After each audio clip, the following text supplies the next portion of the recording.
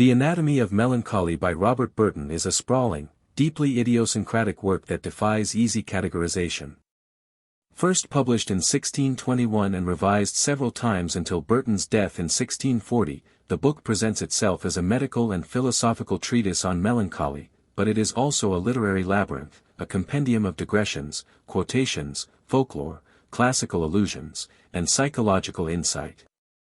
Written under the pseudonym Democritus Jr., the text is both scholarly and satirical, serious and playful, encyclopedic yet obsessively focused on the nature of human sorrow. The work opens with a lengthy and often quoted preface, Democritus Jr. to the reader, in which Burton presents his intentions and warns the reader of the book's length, eccentricity, and vast scope.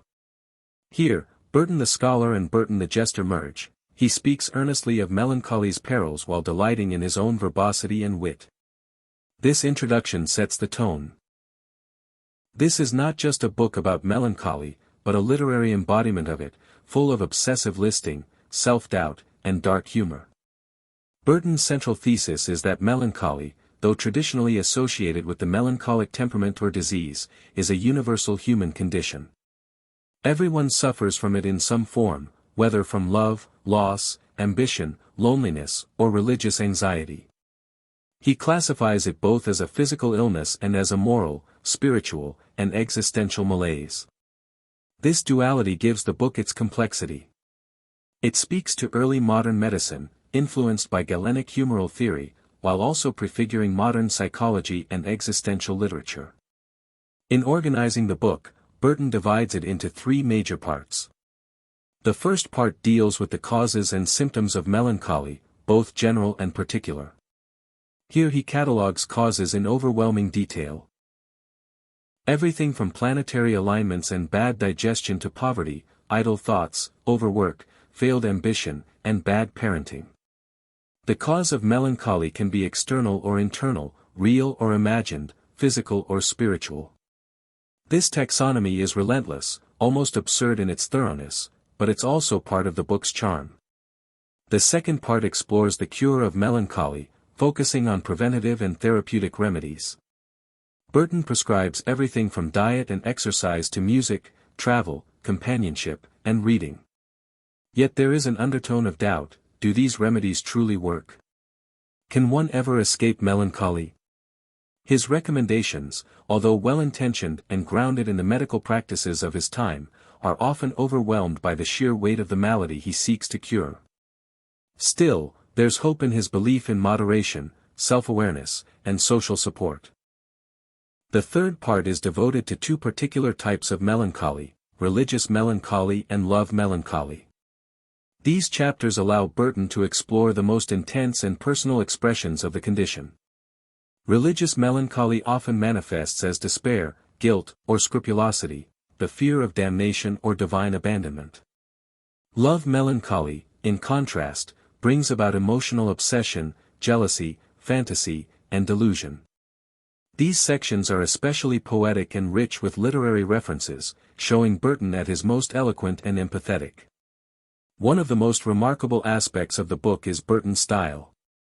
His sentences are often long and digressive, filled with Latin and Greek quotations, citations from obscure authors, and sudden tangents. The prose has a hypnotic, incantatory quality. It mimics the very mental spiraling it describes.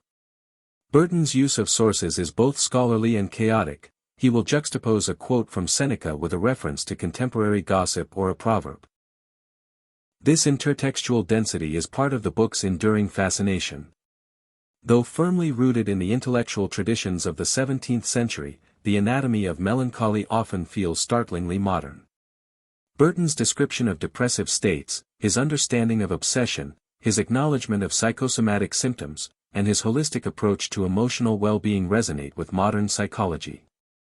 He recognizes that melancholy is not just an affliction of the body but of the soul and society, and that it must be treated with imagination as much as science. Burton's narrator, Democritus Jr., is as much a character as an author. He is self-effacing, humorous, and often contradictory. He mocks his own pedantry, questions his own conclusions, and confesses to being melancholic himself. This creates an intimate relationship with the reader, a strange companionship in sorrow and reflection. Burton does not stand apart from the problem he diagnoses. He is submerged in it, and this makes his insights all the more profound. One of the book's central ironies is that Burton seems to be writing against melancholy, but the act of writing it, and perhaps of reading it, is melancholic. The book is a cure that is also a symptom. It offers solace while enacting despair. The looping, digressive structure is therapeutic and maddening. Readers may find themselves soothed by its rhythms even as they lose their way in its thickets. In this way, the book embodies the condition it examines. Despite, or because of, its density, the book rewards slow, nonlinear reading.